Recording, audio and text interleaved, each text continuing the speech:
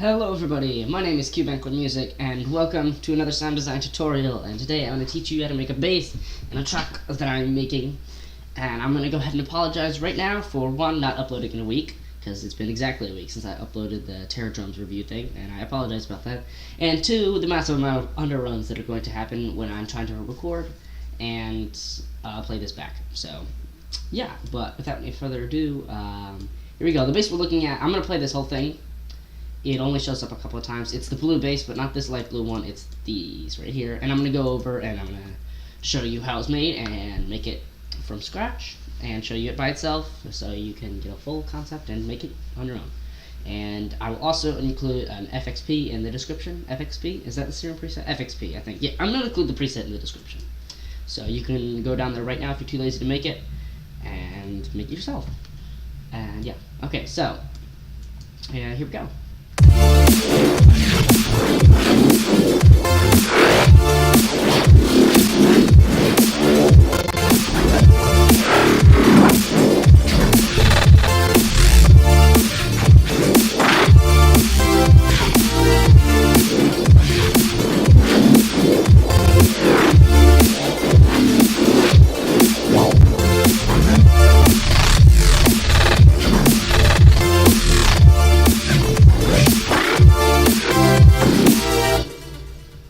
Yeah, so that's that. I'm going to go ahead to the tutorial and I'm going to show you.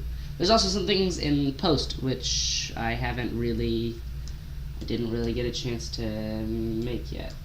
So I will go ahead and do that now. Don't ask why it's in a drums bus, that's... Forgot to do this.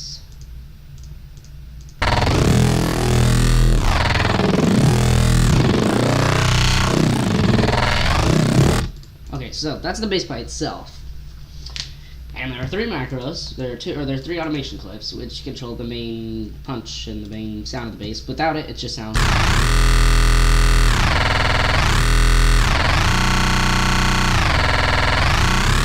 And then there's some more macros which control the main part of it. So I'm going to open up a new Serum bud. And we are going to make this from scratch now. So, here we go. So, I'm also going to include the preset here. I'm going to throw it onto the same mixer channel. There's also some EQing and some more post stuff going on in the other one. So this won't be exactly perfectly accurate. But it won't be 100% the exact same as the old one. But I will include the preset.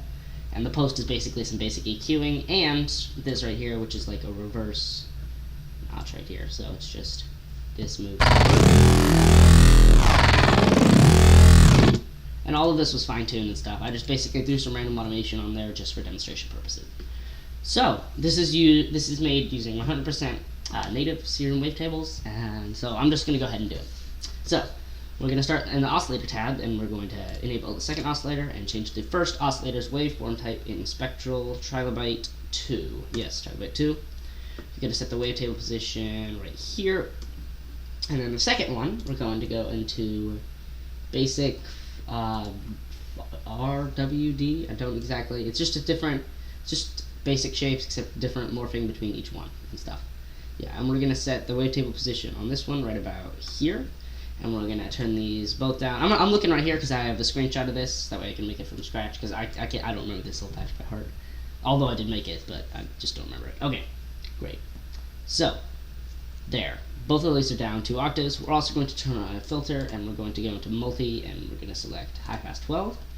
Turn the cutoff down to right about here. Then I think that's just about it until we get into modulation and stuff. Yeah. Okay, leave the rest of it. Leave the rest of the filter how it is. And now we are going to go into the effects section.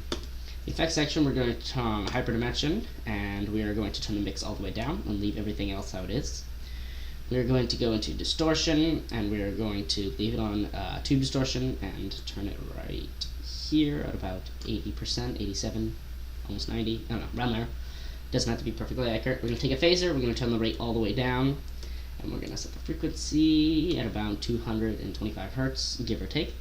go to the compressor and basically just turn the gain up to right about here. But this is all like the compressor part. You do what you want with that. Okay, great. Now we're going to go onto macro 1, and we're going to modulate the wavetable position just like so. And then we're also going to turn on an FM from B. I forgot something right over here. You want to turn the level of this all the way down. Okay, FM from B, we're going to turn this right about here to around 11 or 12%. And then we're going to have macro 1 modulate it to right about here. So, there we go. We also want a sync with no window on here. And we will do, drag it right about here, 40 around there. So if we hit a note right now,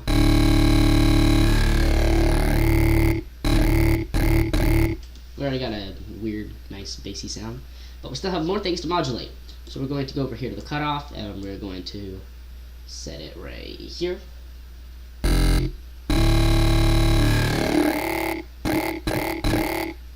That might be a bit much. I'm going to turn that down. Yeah. Okay, so then I believe we just go, yes, okay, here, we go to the effects section. We take macro 1 and we want to modulate the mix of the hyperdimension, of the hyper section of the hyperdimension, and then I believe that is everything for macro 1.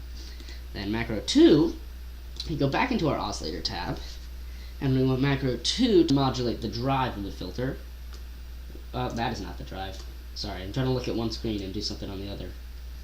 Okay, so we want it to go right about here.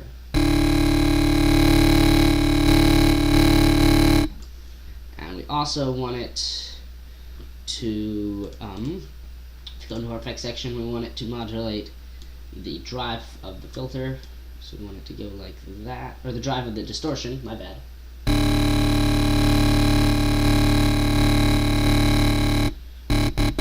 So it switches from being distorted from the actual distortion to the drive on the filter. And then we go to the phaser, and we want to turn the mix down to right about 20%, give or take. Modulate it with the second macro, and set it right there.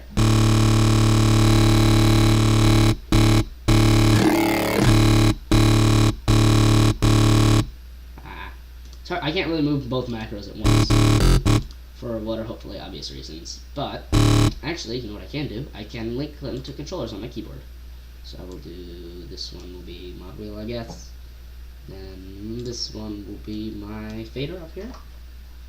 Okay, so now if I go into a new pattern and just hold down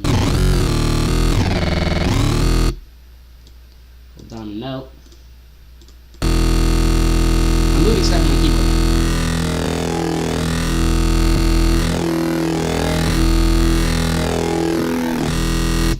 Yeah, so that's all sorts of fun. And also changes, like, if you hold down. If you drop it down an octave really quickly while doing something, that sounds interesting. That's always fun. One more thing is you want to make it monophonic, and you want to select always on above portamento and set it right here at 12 o'clock, which is about 216 milliseconds, give or take. And then that is basically it. And then you can see, go into here. The preset is called Blue Bass because it was just a blue one, so that's what I named it. And that's your patch right there. And then I just EQ'd it a little bit. I haven't done it here in this one. And then I added a little bit of peaking filter and modulated or automated the what frequencies it was boosting. There's an official term for this that I can't remember right now because I'm being dumb.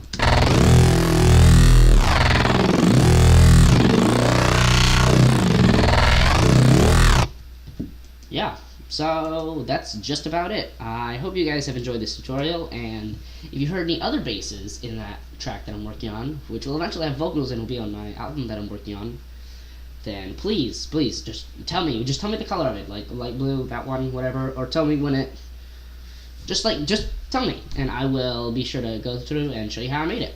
And that's just about it. I'll see you guys.